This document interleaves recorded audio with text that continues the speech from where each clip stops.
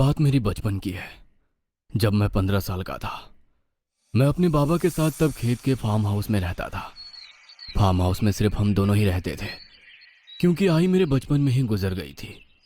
मेरे दोस्त राजीव और बग्गा भी पास ही के फार्म हाउस में रहते थे।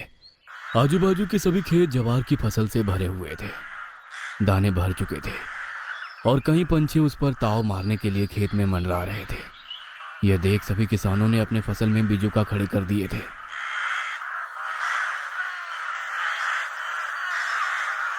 हम तब छोटे थे, इसीलिए बिजुका के प्रति हमारा आकर्षण कुछ खास था। एक दिन मैं, बग्गा और राजीव तीनों पास ही की बंजर जमीन पर खेल रहे थे। हम लोग खेल में जमीन खोदकर छोटा कुआं बना रहे थे। हमने इस बार अब तक का सबसे गहरा कुआं खोदा था, जो मेरी कमर तक आ चुका था। तभी कुआं खोदते वक्त हमें एक लकड़ी की संदूक मिली।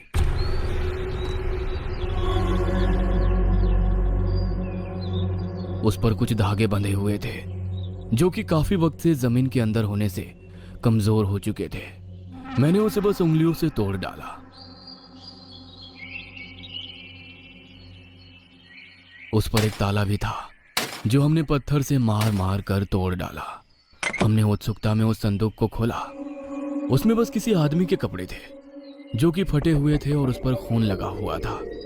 एक राक्षस वाला डरावना मास्क, जिसके 2 सींग थे और नुकीले लंबे दांत थे। एक लंबा तेज धार वाला चाकू। तभी मेरे दिमाग में एक आइडिया आया, क्यों ना हम एक बिजुका बनाए और उसे ये कपड़े पहनाए और उसे और डरावना बनाने के लिए उसे ये मास्क पहनाए और उसके हाथ में ये चाकू लगाएं।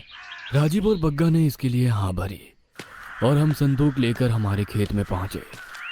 जवार के बीच हम सभी ने उस सामान और कुछ घास और लंबी डालियों से एक लंबा बिजुका बनाया। वो ऊंचाई में हमसे लगभग 2 गुना था और जवार की फसल से भी ऊंचा था। जब शाम हुए तो हम सब अपने अपने घर लौट गए। रात के लगभग 9 बज रहे थे। मैं घर के बाहर खटिया पर लेटा आराम कर रहा था। मेरा कुत्ता मोती खटिया के पास ही लेटा हुआ था। तभी फसल से पंछियों के चिल्लाने की आवाज आई, मानो कोई उनका शिकार कर रहा हो। मैंने कुछ सफेद पंछी आसमान में तेजी से उड़ते हुए देखे। यह देख मोती खड़ा हुआ और उस दिशा में देख भौंकने लगा।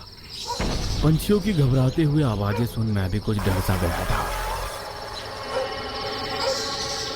जा मोती, देख क्या फसल में क्या है, मैंने मोती से कहा और मोती फसल में भौंकते हुए भागा। मैं खटिया पर खड़ा होकर फसल में देख रहा था। हवा की वजह से फसल हवा में झूल रही थी। तभी मैंने मोती की कुई कुई आवाज सुनी, मोती मोती। मैं जोर से मोती को आवाज देने लगा, लेकिन मोती ने मेरी आवाज का जवाब नहीं दिया। मैं जैसे ही आवाज देता, वैसे मोती भौंककर मुझे जवाब देता था। मैं डर गया और मैंने ये बात बाबा को बताई। कुछ नहीं हुआ है बेटा, रात को सांप दिखाई दे तो पंछी आवाज करते हैं, और रहा सवाल मोती का, तो वो कुत्ता है, इधर उधर घूमना उनका पेशा होता है, आ जाएगा कुछ देर में। बाबा हंसते हुए बोले और फिर मैं उठकर घर के अंदर चला गया। मैं रात भर मोती का इंतजार करता रहा, लेकिन मोती वापस नहीं आया। सुबह होते ही मैं हाथ में डंडा लेकर फसल में मोती को ढूंढने चला गया। मैंने उसे काफी आवाजें लगाई, लेकिन उसका कोई जवाब नहीं मिला। जैसे मैं थोड़ा अंदर गया, मैंने देखा कि मेरे सामने एक बिजुका जमीन पर गिरा पड़ा है। उसके हाथ और पैर कटे हुए थे और मटके का सिर फूटा हुआ था। मुझे समझ नहीं आ रहा था कि ये किसने किया। खैर, मैं आगे बढ़ा और फिर कटे और टूटे हुए बिजुका देखने का सिलसिला शुरू हुआ। खेत के सभी बिजुका कटकर जमीन पर पड़े हुए थे। मुझे समझ नहीं आ रहा था कि आखिर ये किसने किया। तभी मेरे दिमाग में एक ख्याल आया, कहीं मेरे बिजुका के साथ भी तो यही नहीं हुआ होगा। और मैं उस जगह पर गया जहां हमने कल बिजुका बनाया था। लेकिन हैरानी की बात तो ये थी कि वहां पर अब कोई भी बिजुका नहीं था। मैंने आसपास का इलाका छान मारा, लेकिन कुछ भी नहीं मिला। किसी जानवर ने बेरहमी से उन पक्षियों का शिकार किया था। मैं आगे बढ़ते हुए बग्गा के घर की तरफ चल पड़ा। तभी रास्ते में मैंने जो देखा वह देख मेरी चीख निकल पड़ी। मेरे सामने मोती की तितर बितर हुई कटी लाश पड़ी हुई थी। किसी ने बेरहमी से उसका पेट चीर डाला था और उसकी आंतड़ियां पेट से निकाली हुई थी। मैं काफी डर गया था और वापस भागते हुए फार्म हाउस गया। मैंने बाबा को इस बारे में बताया। बाबा ने फसल में चलकर उसका मुआयना किया, लेकिन वो खुद नहीं समझ पा रहे थे कि ये सब किसने किया। ये सब होने के बाद आसपास के किसानों ने एक सभा बुलाई और बहुत देर तक चर्चा करने के बाद ये तय हुआ कि दिन ढलने के बाद कोई भी घर से बाहर फसलों में नहीं जाएगा। उस रात मैं अपने कमरे की खिड़की से फसलों को देख रहा था। तभी मुझे फसलों में हो रही हलचल की आवाज सुनाई दी। मैंने उस तरफ देखा तो मुझे फसल में लंबा चौड़ा इंसान खड़ा दिखाई दिया। उसकी बड़ी लाल चमकीली आंखें थी, लेकिन वो ठीक से दिखाई नहीं दे रहा था। जानवर की फसल से भी लंबा इंसान होता है क्या? मैंने खुद से ही सवाल पूछा। मैंने टॉर्च फसल में चमकाई और मेरे रोंगटे खड़े हो गए, क्योंकि फसल में हमने बनाया हुआ बिजुका खड़ा था। ऐसा लग रहा था मानो वो मुझे ही देख रहा हो, लेकिन मैं समझ नहीं पा रहा था कि ये तो गायब हो चुका था, तो अब यहाँ अचानक वापस कैसे आ गया? कहीं ये चल के तो नहीं आया? नहीं, बिजुका कैसे चल सकता है? मैंने खुद से बोला, लेकिन मेरे ऐसा कहते ही वो बिजुका फसल में मुड़ा और दाहिनी तरफ चलने लगा। यह देख मुझे मेरी आंखों पर विश्वास नहीं हो रहा था। मैंने आंखें मसलकर वापस फसल में देखा तो अब वो फसल में नहीं था। तभी मैंने हमारे भैंस की रंभाने की आवाज़ सुनी।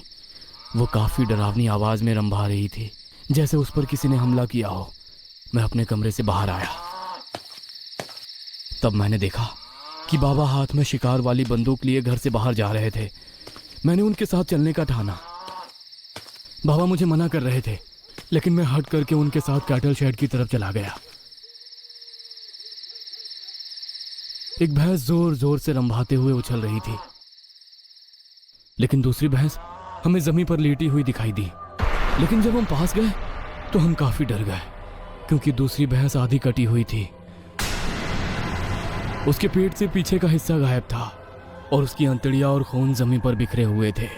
इतनी बड़ी भैंस के टुकड़े करने वाला जीव कौन सा हो सकता है? बाबा चिंतित होते हुए बोले। हमें दूसरी ओर से गुर्राने की आवाज आई। हमने उस तरफ देखा तो बिजुका दूसरी भैंस की लाश का निचला भाग खाते हुए हमें दिखाई दिया। उसने गुर्राते हुए हमारी तरफ देखा। भीको! बिजुका को देख बाबा हैरान होकर बोले। बिजुका को जिंदा देखकर मैं भी काफी हैरान हो गया था कि तभी वो बिजुका हाथ में चाकू लिए बाबा की तरफ भागते हुए आने लगा और बाबा ने बिजुका के सीने पर गोली दाग दी। वैसे वो बिजुका जमीन पर गिर गया। कुछ देर जब उसने कुछ हलचल नहीं की तो बाबा मुझे पीछे ही रुकने के लिए बोलकर खुद बिजुका के पास गए। उसकी छाती पर पैर रखते हुए उन्होंने एक और गोली उसके सिर में मारी और जिज्ञासा से उसे देखने लगे। बाबा बिजुका के डरावने मास्क को देख रहे थे, जैसे कि वो उसे पहले भी देख चुके हैं। तभी अचानक से बिजुका जिंदा हो गया और उसने चाकू बाबा के पीठ में घुसा दिया। बाबा दर्द के मारे चीखे। बेटा, बेटा, सुबह होने तक छुप कर रहना। बाबा तड़पते हुए बोले। बिजुका ने अपना लंबा जबड़ा खोला और फिर उसने बाबा के सिर को किसी गाजर की तरह चबा डाला। यह देख मेरी चीख निकल गई और मैं घर के अंदर भागा।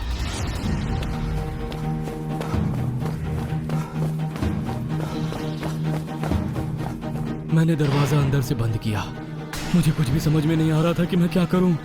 बग्गा का घर मेरे घर से करीब था, इसलिए मैं घर के पीछे दरवाजे से होकर खेतों से बग्गा की तरफ भागा।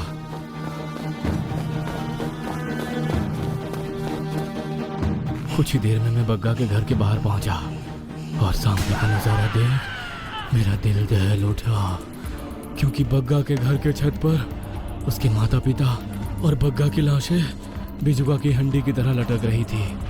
उनके शरीर का मांस जगह जगह पर खाया गया था। उस बिजुका ने उन्हें बहुत ही दर्दनाक मौत दी थी और उनकी लाशों को बिजुका की तरह ही हंडी पर लगाया था। उनकी लाशें देख मैं कांप उठा। तभी दूर से कुछ कुत्ते मेरी तरफ देखते हुए भौंकने लगे। तभी एक ख्याल मेरे मन में आया और मैंने मुड़कर देखा तो बिजुका अपने लंबे पैरों से चलते हुए तेजी से मेरी तरफ ही आ रहा था। उसके जबड़े खुले हुए थे और वो गुर्रा रहा था। कुत्ते उससे जोर जोर से भौंक रहे थे। मैं सदमे में था और काफी डरा हुआ था, इसलिए अपनी जगह से हिल भी नहीं पा रहा था। मैं अपना पूरा होश खो चुका था। वो बिजुका मेरे सामने आया और उसने दोनों हाथों से मेरा गला पकड़कर मुझे उठाया और उसने मुझे खाने के लिए अपना जबड़ा खोला और गुर्राया। वो मुझे बस अपना निवाला बनाने ही वाला था कि तभी मुझे बंदूक चलने की आवाज आई और मेरी पलक झपकते ही उसके सिर में गोली से छेद हो गया और वो मुझे पकड़कर जमीन पर गिर गया। मैंने जैसे तैसे अपने आप को उसके हाथों से छुड़ाया और वहां से उठ गया। बेटा जल्दी यहाँ आओ, मुझे आवाज आई। मैंने मुड़कर देखा तो वो राजीव के बाबा थे। मैं उनकी तरफ भागते हुए गया। बिजुका को जमीन पर गिरा पड़ा देखकर कुत्ते उसकी ओर भागे।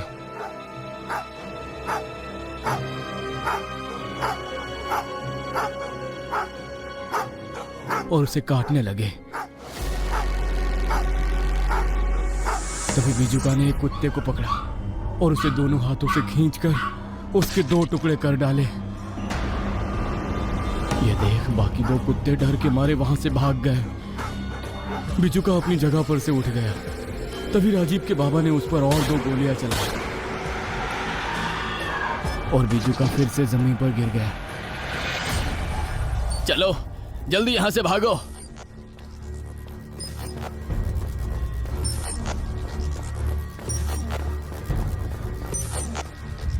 उसके बाद हम दोनों उनके घर पहुंचे।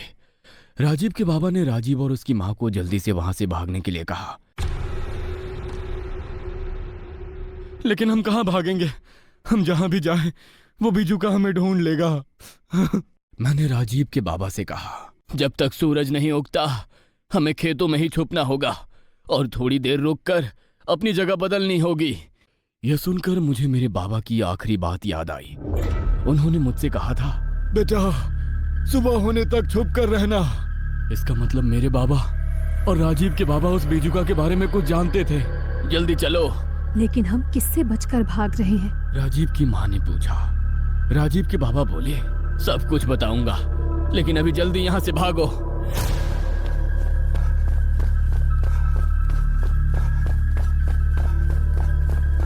और उसके बाद हम खेतों में छुप गए। मेरे मन में यही सवाल आ रहा था कि मेरे बाबा और राजीव के बाबा उस बिजुका के बारे में क्या जानते हैं। मेरे मन में उस बिजुका के बारे में जानने की जिज्ञासा जाग उठी। काका, आखिर वो बिजुका कौन है?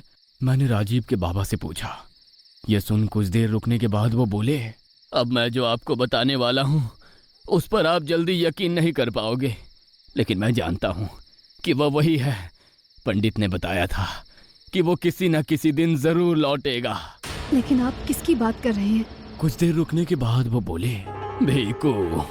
भीकू, ये नाम मैंने बाबा के मुंह से सुना था। मैं जानना चाहता था कि भीकू कौन है। भीकू? कौन भीकू?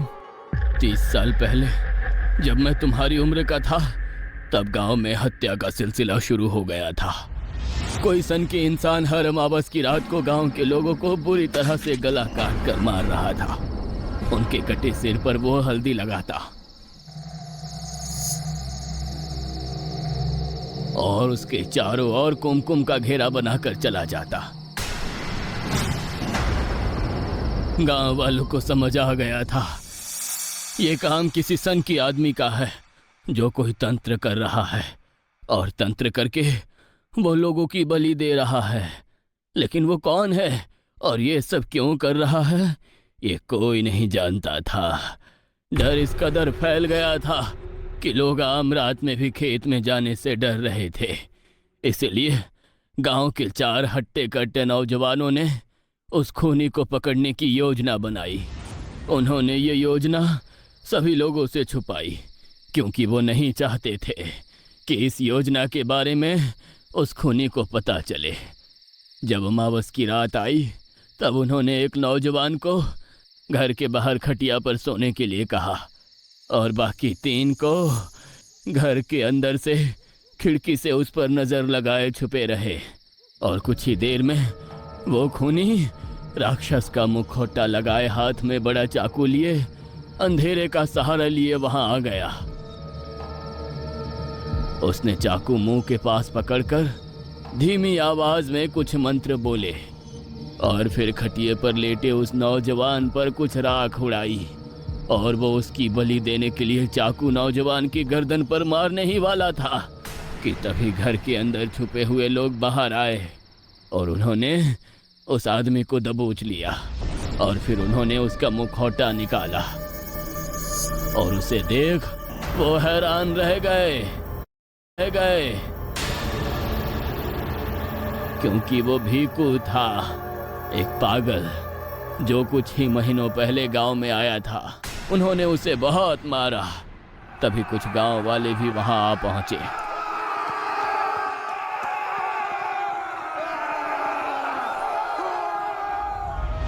और भीकू की सच्चाई जानने के बाद वो सभी उस पर टूट पड़े।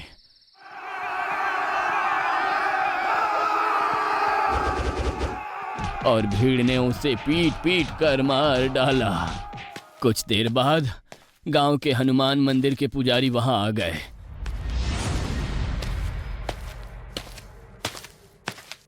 भीकू को देख उन्होंने उसके कपड़े उतरवाए।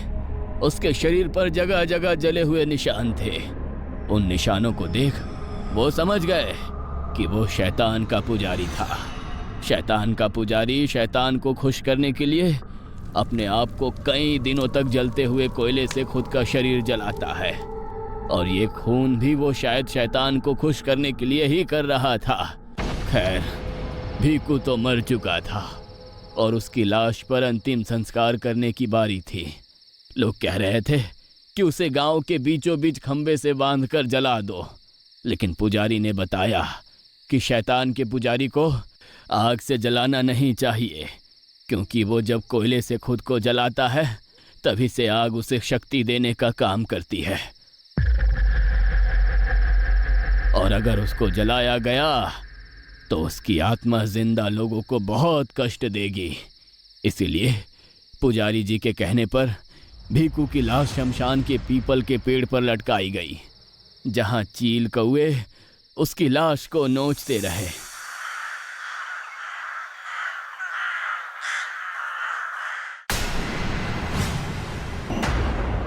उसकी बची हड्डियों को जमीन में दफनाया गया।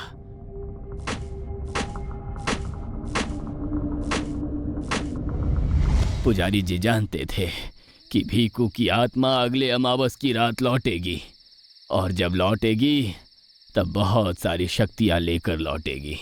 इसीलिए उन्होंने उसकी आत्मा को उसके ही सामान में मंत्रों से बांध दिया और वो सामान एक संदूक में बंद कर दिया।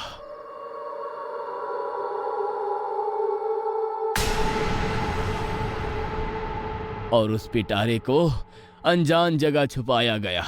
वो पिटारा कहाँ छुपाया गया है वो बस उन्हीं को पता था। और उन्होंने ये भी कहा था कि अगर वो पिटारा खुल गया तो भीकू की आत्मा जरूर लौटेगी। उन्होंने सभी को ये बात बताई थी कि जब भी वो लौटेगा तब रात होगी, और अगर उससे बचना है तो रात में छुपना होगा और सुबह का इंतजार करना होगा, क्योंकि दिन में उसकी शक्ति काम नहीं कर पाएगी। उस रात बिजुका पूरे खेत में हम लोगों को ढूंढता रहा, लेकिन हम चालाकी से अपनी जगह बदलते रहे। जब सुबह हुई तो हम लोग गांव में गए, जहां हम पुराने पुजारी से मिले। वो अब काफी बूढ़े हो गए थे और चारपाई पर लेटे हुए थे।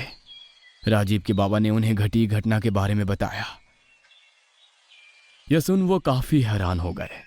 उन्होंने ये भी नहीं सोचा था कि भीकू की आत्मा इतनी जल्दी लौटेगी, लेकिन हम बच्चों की नादानी से भीकू की आत्मा लौटी थी। पुजारी जी, अब क्या करें? उस भीकू की आत्मा को कैसे ठिकाने लगाएं? यह सुनकर पुजारी सोच में पड़ गए और कुछ देर सोचने के बाद वो बोले, उसकी आत्मा ने उस बिजुका के शरीर को ही अपना शरीर बना लिया है, और वो शरीर काफी ताकतवर बन चुका है। इतना कि उसको कितना भी तोड़ने की, काटने की कोशिश की जाए, वो खत्म नहीं होगा। टूटेगा तो फिर से जुड़ जाएगा। हमें उसकी आत्मा को बिजुका से निकालकर किसी और मृत शरीर में डालना होगा। लेकिन हम ये कैसे करेंगे? मेरे साथ खेत में चलो। पुजारी जी के साथ राजीव के बाबा और मैं, हम तीनों खेत में पहुंचे। यहाँ पर 4 मीटर गड्ढा खोदो। लेकिन क्यों? खोदो तो सही, खोदते वक्त समझा दूंगा। इसके बाद राजीव के बाबा और मैं दोनों गड्ढा खोदने लगे।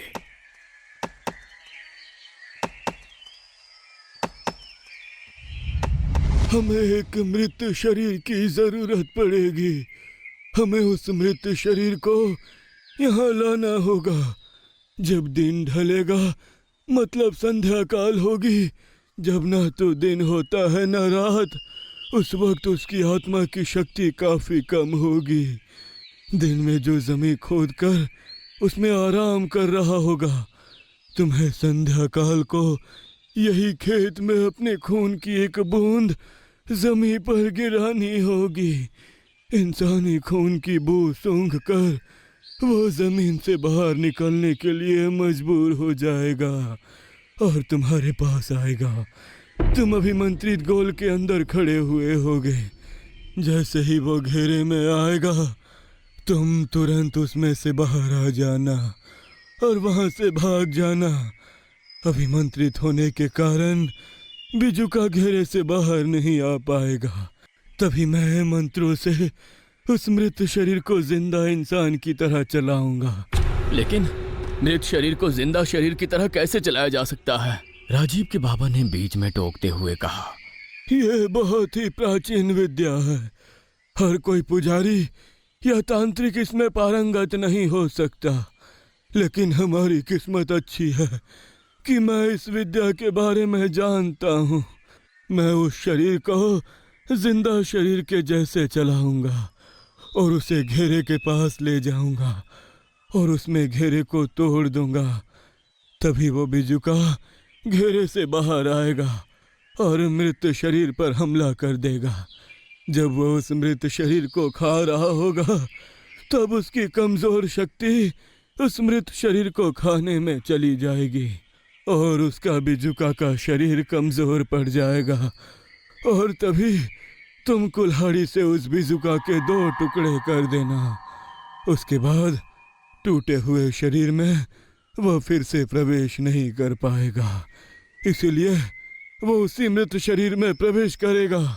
वो मृत शरीर पहले से ही मेरे कब्जे में रहने के कारण मैं भिखू की आत्मा को उस पर नियंत्रित पाने नहीं दूंगा और फिर मैं खुद ही उस मृत शरीर को जमीन में बने 5 मीटर गड्ढे में कुदा दूंगा।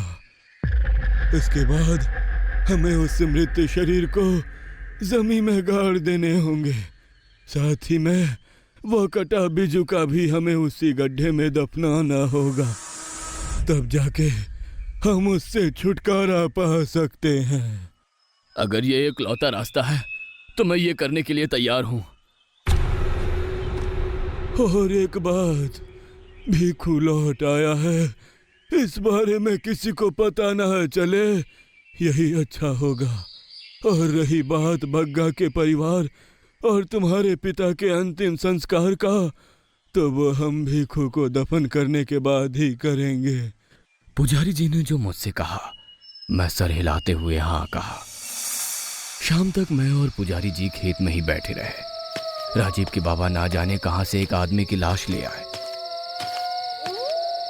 संध्या काल हो गई थी। पुजारी जी ने उस लाश को देखा और उसके बाजू में बैठकर कुछ मंत्र बोलने लगे। उन्होंने मंत्रों से एक गोल घेरा बिल्कुल गड्ढे के बगल में बना दिया और उसमें राजीव के बाबा को खड़ा होने के लिए कहा और हमारा प्लान शुरू हो गया। मैं पुजारी जी के बगल में ही खड़ा था और पुजारी जी कुर्सी पर बैठे थे। राजीव के बाबा ने छुरी से अपनी उंगली काटी और उसमें से खून की बूंदें जमीन पर गिरी। उसके बस कुछ ही देर में हमसे कुछ ही दूरी पर जमीन का कुछ हिस्सा हिलने लगा। हम लोग उस तरफ देखने लगे और तभी जमीन के अंदर से वो खूनी बीजुका बाहर निकला। उसके ठीक दाहिनी तरफ राजीव के बाबा खड़े थे। उन्हें देख बीजुका उनकी तरफ भागा और जैसे ही वो घेरे में आया, राजीव के बाबा घेरे से बाहर हो गए। तभी पुजारी जी ने अपनी आंखें बंद कर दी और मैंने देखा कि उनके बगल में लेटी लाश उठकर खड़ी हो गई। बीजुका घेरे से बाहर निकलने की कोशिश कर रहा था, लेकिन वो बाहर नहीं निकल पा रहा था, इसलिए वो गुस्से से बौखला गया था। वो लाश चलकर मेरे घेरे के पास आई और उसने पैरों से घेरे का कुछ भाग मिटाया और उसे मिटते ही बीजुका ने लाश को पकड़ लिया और उसे दोनों हाथों से उठाकर उसका पूरा सर अपने मुंह में डाल दिया। वह लाश इंसान की तरह तड़पने लगी। कुर्सी पर बैठे पुजारी जी तड़पने लगे। उनके मुंह से झाग निकलने लगा। शायद वो उस लाश को चला नहीं पा रहे थे। तभी राजीव के बाबा पीछे से गए और उन्होंने कुल्हाड़ी बीजुका के ऊपर चलाई, लेकिन तभी बीजुका ने कुल्हाड़ी एक हाथ से पकड़ी। उसने लाश को छोड़ा और राजीव के बाबा को पकड़ लिया। उसने राजीव के बाबा के कंधे पर काटा और उनका मांस खा गया। राजीव के बाबा दर्द के मारे चिल्लाए। तभी पुजारी जी ने अपनी आंखें खोली और वो मुझे बोले, बेटा जा और उस बीजुका के 2 टुकड़े कर दे। यह सुन मैं कुल्हाड़ी लेकर बीजुका के पास पहुंचा और पीछे से मैंने उसके शरीर पर वार किया। उसका कमर के नीचे का भाग कट गया। तभी मैंने देखा कि उसके मुंह से काला धुआं निकला और राजीव के बाबा के नाक, कान और मुंह से उसके अंदर चला गया। बेटा, बीजुका चाचा के शरीर पर कब्जा कर चुका है। तुम उसे धक्का दो ताकि वह गड्ढे में गिर सके। यह सुन मैंने राजीव के बाबा को गड्ढे में धकेल दिया। राजीव के बाबा की लाश गड्ढे में गिर गई और वो गड्ढे से बाहर आने की कोशिश कर रही थी, लेकिन अभिमंत्रित होने के कारण वो कुछ देर में ही गड्ढे में लेट गई। पुजारी जी, अब क्या करें? मैंने पुजारी जी से पूछा। तब पुजारी जी हंसे और बोले, अब आगे जो करना है वह बस मुझे करना है। और ऐसा बोलकर उन्होंने कोई भभूत मेरे सिर पर फूंकी और मैं बेहोश होकर जमीन पर गिर गया।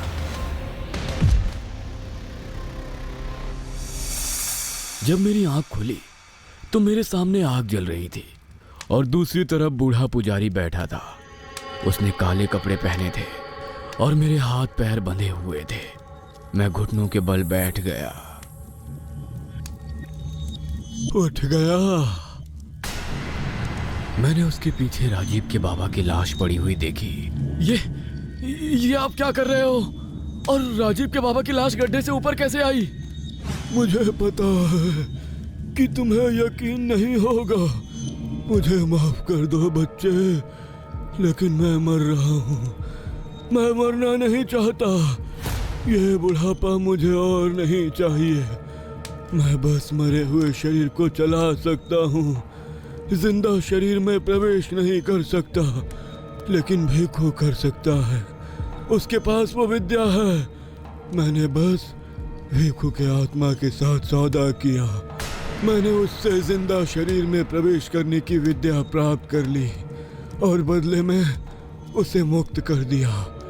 अब मुझे नया जिंदा शरीर चाहिए ताकि मैं और जी सकूं, और वो शरीर मुझे तुम दोगे। ये सुन मेरे होश उड़ गए थे। मैं कभी सपने में भी नहीं सोचा था कि बूढ़ा पुजारी मेरे साथ ऐसा करेगा। लेकिन अगर आपकी आत्मा मेरे शरीर में प्रवेश करेगी तो मेरी आत्मा के साथ क्या होगा? तुम्हारी आत्मा हमेशा हमेशा के लिए पृथ्वी पर भटकती रहेगी। प्लीज प्लीज मुझे छोड़ दो, मुझे छोड़ दो। बस हो गया बच्चे। यह जैसे ही चाबुक तेरे शरीर पर गिरेगा, तेरी आत्मा तेरे शरीर से बाहर निकलेगी और उसके बाद मैं तुम्हारे शरीर में प्रवेश करूंगा और मेरी नई जिंदगी शुरू हो जाएगी। ऐसा कहकर वो अपनी जगह से उठा और मेरे पास आया।